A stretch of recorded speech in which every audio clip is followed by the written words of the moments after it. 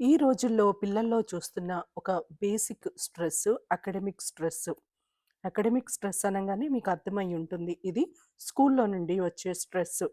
మంచి గ్రేడ్స్ రావాలనే స్ట్రెస్ ఈ మధ్య పిల్లల్లో ఆటోమేటిక్‌గా క్రియేట్ అవుతుంది. ఎగ్జామ్స్ వస్తున్నప్పుడు పర్ఫెక్షన్‌ని ఎక్స్‌పెక్ట్ చేయకుండా వాళ్ళకి రియలిస్టిక్ గోల్స్ పెట్టడం ఇంపార్టెంట్. లాస్ట్ టైమ్ వచ్చిన మార్క్స్ కంటే ఒక 5% ఎక్కువ మార్క్స్ వచ్చేటట్టు చదువుకోమని వాళ్ళకి చెప్పడము ఇంపార్టెంట్.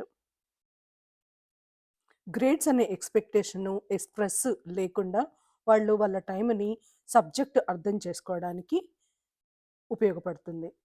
ఎగ్జామ్స్ వస్తున్నాయి అనే భయం ఒకటి ఉంటుంది పిల్లల్లో. కొందరికి జ్వరాలు రావడము, హెల్త్ ఇష్యూ రావడము ఇవన్నీ మొదలవుతూ ఉంటాయి. ఇలాంటి భయాన్ని ఓవర్‌కమ్ చేయడానికి పిల్లలకి ఒక బ్యాలెన్స్‌డ్ స్టడీ టైమింగ్స్‌ని మధ్య మధ్యలో అప్పుడప్పుడు బ్రేక్స్ ఉండేలాగా ఒక స్టడీ రొటీన్‌ని క్రియేట్ చేసి దాన్ని పాటించమని చెప్పడం వల్ల హెల్ప్ అవుతుంది. ఇంకొక పెద్ద సమస్య ఓవర్‌లోడెడ్ హోంవర్క్. పిల్లలకి ఈ రోజుల్లో హోంవర్క్స్ ఎక్కువగానే ఉంటున్నాయి.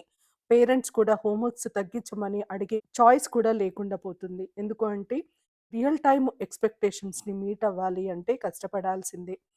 అయితే ఈ ఓవర్‌లోడెడ్ హోంవర్క్ వల్ల వచ్చే స్ట్రెస్‌ని తగ్గించడానికి పిల్లలకి టైమ్ మేనేజ్‌మెంట్ స్కిల్స్‌ని నేర్పించడము చాలా అవసరము.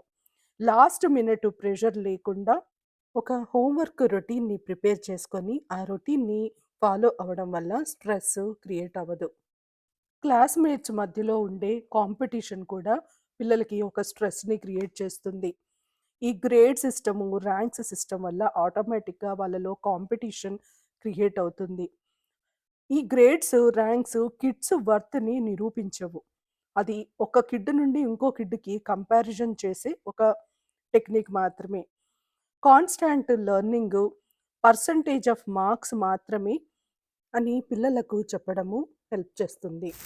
Let's understand our kids better. Will see you again. By.